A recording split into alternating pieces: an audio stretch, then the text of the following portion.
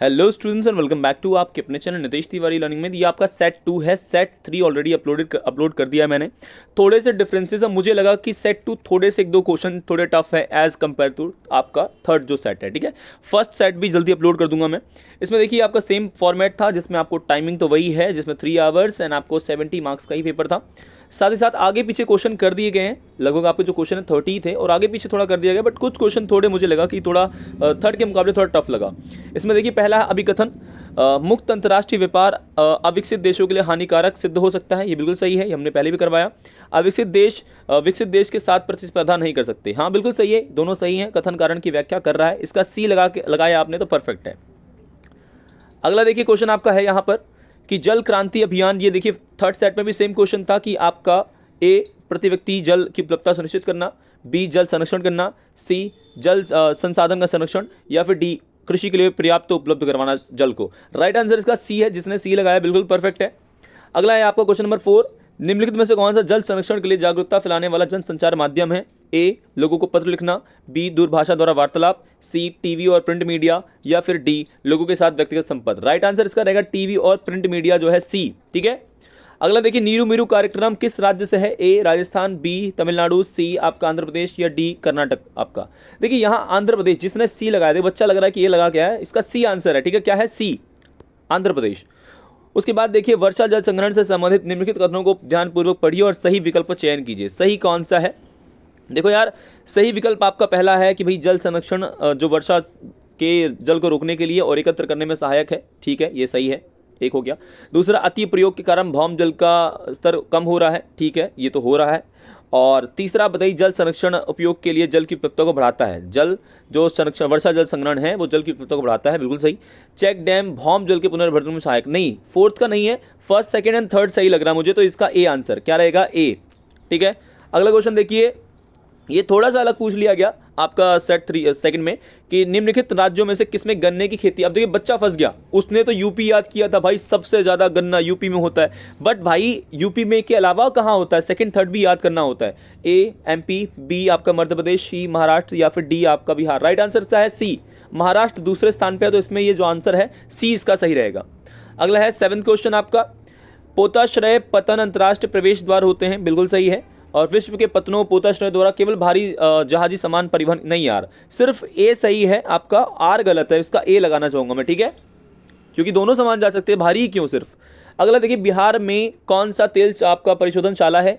ए बीना, B Haldia, सी Naharkatia, D Barauni. Bihar में है, बा से बा, बिहार बरौनी। ठीक है, डी जिसने लगाया बिल्कुल सही है। उसके बाद देखिए ये आपको मिलान करना था, जिसमें देखिए नॉर्दर्न है तो नई दिल्ली था, साउथ सेंट्रल है तो सिकंदराबाद है, साउथ सेंट्रल सिकंदराबाद है। सदर्न आपका जो इलाका है वो चेन्नई का पड़ जाएगा। सेंट्रल ईस्ट आपका हाजीपुर। देखिए किस में मिला हुआ है, फोर्थ का देखो फर्स्ट कितनों में है, तो भाई कईयों में है। इसमें देखो नॉर्दर्न का ए का थर्ड कितनों में, ए का थर्ड किसी में है नहीं है पहले की तरह, ये आपका बी आंसर है इसका। ठीक है, उसके बाद देखिए आपका ये थोड़ा सा डिफरेंट आ गया कि निम्नलिखित में से कौन सा जलमार्ग आपका उनके विस्तार सम्मिलित कीजिए, कौन सा सही है, मतलब ठीक है जो सही मिला हुआ है। ये आपका फर्स्ट, सेकंड, थर्ड या फोर्थ कौन सा सही मिला हुआ है? इसका राइट आंसर आपका है सेकंड, मतलब सदिया और धुबरी जो है राष्ट्रीय जलमार्ग आपके सेकंड है, जिसने बी लगाया है बिल्कुल सही है।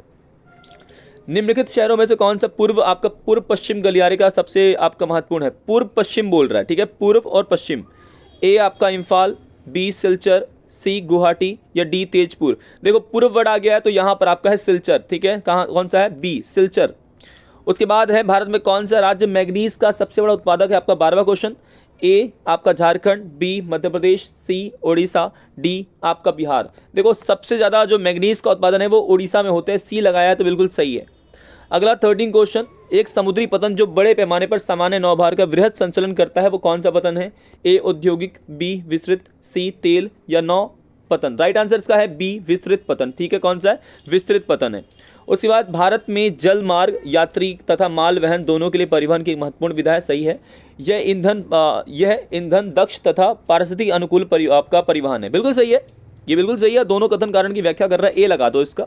ठीक है, उसके बाद देखिए ये सेम पैसेज आ गया जो कि सेट 3 में था आपका, जिसमें आपको पूछा गया है कि मानव विकास सूचकांक में देशों को अन्य देशों से कैसे अलग करता है। ए सकल घरेलू उत्पाद, बी सामाजिक क्षेत्र उच्च निवेश, या फिर सी आपका यहाँ पर है उच्च औद्योगिक आपका औद्योगिकरण, या डी आपका प्रति व्यक्ति आपका आय।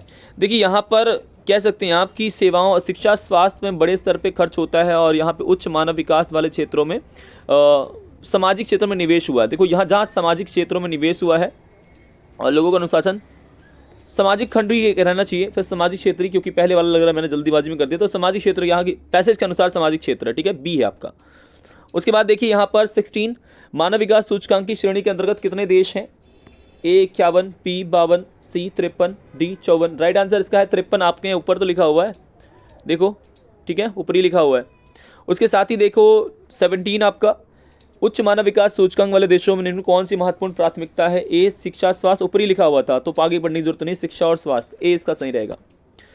अगला देखो 17 था, ये आपका कौन सा जलमार्ग है जो कि सब में सेम था? तो जलमार्ग भाई ये राइन नदी जलमार्ग है, ऊपर का रोटरडम नीदरलैंड, बेसल स्विट्जरलैंड आपका, ठीक है, ये आपका इलाका था। क्वेश्चन पहला पूछा गया कौन सा जलमार्ग है, आपका राइन जलमार्ग है उसका नाम, ठीक है। दूसरा दिए गए आपके जो नदियां, सहायक नदियां, तो पूर्व में आपकी एक तो है ये रहा आपका नेवल करके कोई है, और नेवर करके यहाँ पे, और दूसरा फैंग मुख्य नदी, और मुख्य नदी जो आपकी है तो इनका नाम आप, और राइन का नाम भी लिख सकते थे आप यहाँ पे।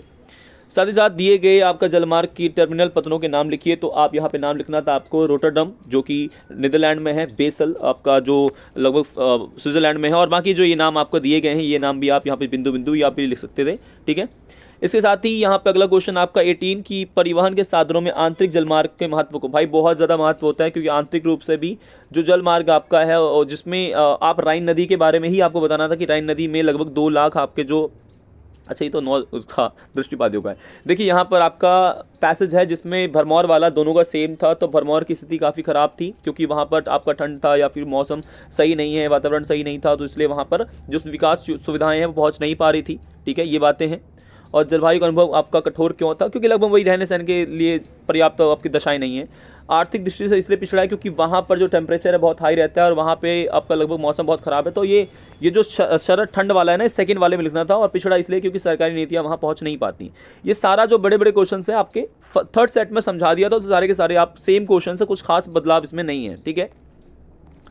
उसके बाद देखिए हम लोग चलेंगे सीधा आपका वर्ल्ड के मैप में। देखो वर्ल्ड का मैप थोड़ा सा लोकेशन वाइज होता है, तो जैसा आपका लोकेशन था वहाँ से ये लगभग ऑस्ट्रेलियन या फिर साइबेरियन या फिर आपका कैनेडियन में से हो सकता है। 9 परिवहन आपका आ गया है, तो यहाँ पे नहर का, स्वेज नहर का, ये पनामा में से किसी एक का देख लीजिएगा। अगर सऊदी अरेबिया के पास था तो आपका स्वेज का है, और अगर अमेरिका के पास था तो पनामा हो सकता है, ठीक है। बाकी ये देशों के नाम है, और वहाँ पे जैसे लोकेशन वाइज इंडिया का परफेक्टली बता सकता हूँ क्योंकि उसका तो भाई क्वेश्चन वाइज होता है। तो कॉफ़ी का उत्पादन आपका कर्नाटक में है, उत्तर प्रदेश में एक परिशोधन मथुरा है, पश्चिम बंगाल में कोयला आपका रानीगंज है, गोवा में एक समुद्री मारवा गांव, सर्वाधिक जनसंख्या बिहार, गुजरात में एक समुद्री आपका जो वायुवन पतन आपका अहमदाबाद है, छत्तीसगढ़ में आपका लौह अयस्क का आपका है बेला डिल्ला, ठीक है। ये आपके लगभग क्वेश्चन थे। साथ ही साथ चैनल पर नए हो चैनल को सब्सक्राइब कर लो, बेल आइकन जरूर दबा दो। पोल साइंस हिस्ट्री की तैयारी साथ में करेंगे, बहुत अच्छे मार्क्स को हम गेन करेंगे। Thank you very much. जय हिंद, जय भारत।